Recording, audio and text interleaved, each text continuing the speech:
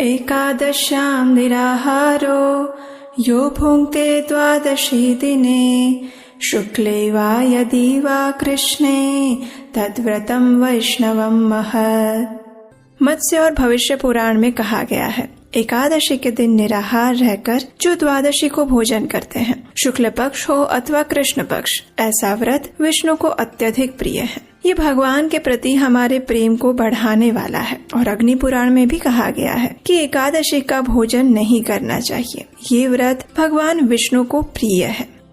हरे कृष्ण।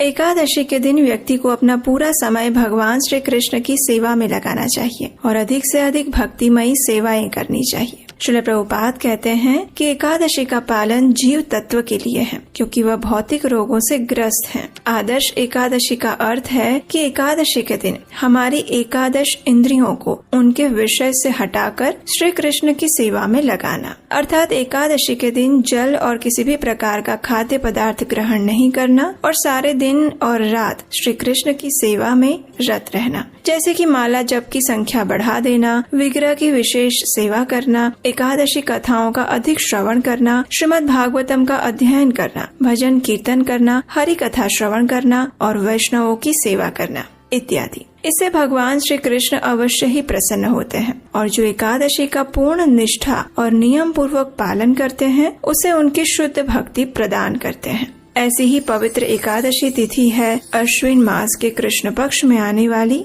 इंदिरा एकादशी। पितृपक्ष में आने वाली ये एकादशी मनुष्य के सभी पाप कर्मों को नष्ट कर देती है और उसे सर्वोच्च आध्यात्मिक फल प्रदान करती है। ये एकादशी पितृपक्ष में आती है, इसलिए इस एकादशी का पालन करने वाले व्यक्ति को तो पुण्य फल की प्राप्ति होती ही है, किंतु जिस व्यक्ति के पूर्वजों का किसी कारणवश नरक लोक में पतन हुआ हो, तो भी वो अपने इस एकादशी पुण्य फल से अपने पितरों को मोक्ष की प्राप्ति दिलवा सकता है। लेकिन एकादशी तिथि के दिन किसी भी व्यक्ति की श्राद्ध क्रिया नहीं करनी चाहिए, क्योंकि एकादशी यदा नित्या श्राद्धम नैमित्तकम भवेत् उपवासम तदा कुर्यात् द्वादश्याम श्राद्धम आचरेत्। यानी स्कंद पुराण में कहा गया है कि एकादशी व्रत नित्य है और श्राद्ध एक नैमित्तिक कार्य है। अतः जो नित्य है उस एकादशी के दिन उपवासी रहकर श्राद्ध का अनुष्ठान अगले दिन द्वादशी पर ही करना चाहिए। लेकिन एकादशी व्रत रखकर उसके पुण्य फल को आप अपने पितरों को अवश्य प्रदान कर सकते हैं।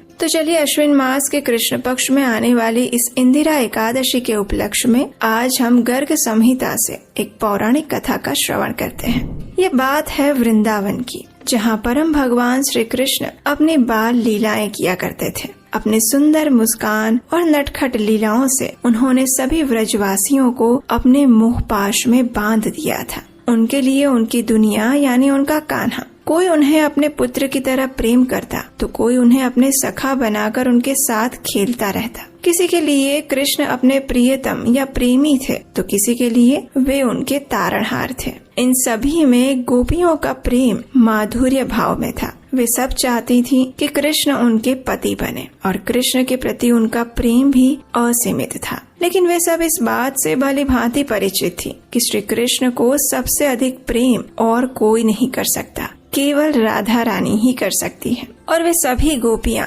राधा रानी की सर्वोच्च प्रेममय स्थिति को भी जानती थीं। इसलिए एक दिन उन सभी गोपियों ने राधा रानी को घेर लिया और उनसे कृष्ण प्रेम के गोपनीय तत्व को पूछते हुए कहने लगी। वृषभानु सुते दिव्ये हे राधे कंजलोचने श्री कृष्णस्य प्रसादार्थ वद किंचित व्रतम शुभम।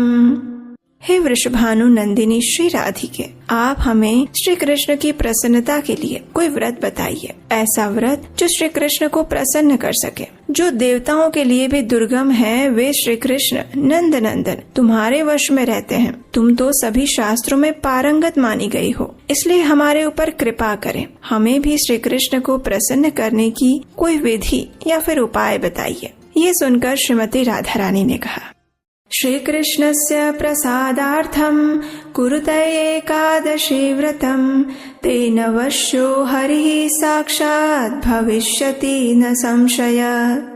अर्थात श्री कृष्ण की प्रसन्नता के लिए आप सभी मिलकर एकादशी व्रत का अनुष्ठान कीजिए। इससे साक्षात श्री कृष्ण तुम्हारे वश में हो जाएंगे और इसमें कोई संशय नहीं। ये बात सुनकर सभी गोपियों ने कहा, हे राधिके, तुम तो सभी ज्ञान की निधि हो, इसलिए कृपया हमें ये बताओ कि क्या पूर्व काल में ये व्रत किसी और ने भी किया था और इससे उन्हें क्या फल मिला था। तो इसका उत्तर देते हुए राधा रानी कहती हैं, हे गोपियों, सबसे पहले देवताओं ने अपने छीन लिए गए राज्य को पुनः प्राप्त करने हेतु और दैत्यों का संहार करने हेतु इस व्रत का पालन किया था। इसके बाद एक राजा वैशांत थे। किसी कारणवश उनके पूर्वज यमलोक में चले गए थे, इसलिए अपने पितरों का उद्धार करने के लिए इस राजा ने भी इसी एकादशी व्रत का पालन किया था और उसी व्रत के पालन के फल स्वरूप उनके पूर्वजों को परम आध्यात्मिक जगत की प्राप्ति हुई थी। लुम्पक नाम के राजा को उसके ही पाप कर्मों के कारण उसके परिवारजनों ने त्याग दिया था। जब लुम्पक ने एकादशी का व्रत निष्ठा पूर्वक किया तो उसके फल स्वरूप उसे अपना राज्य और परिवार दोनों ही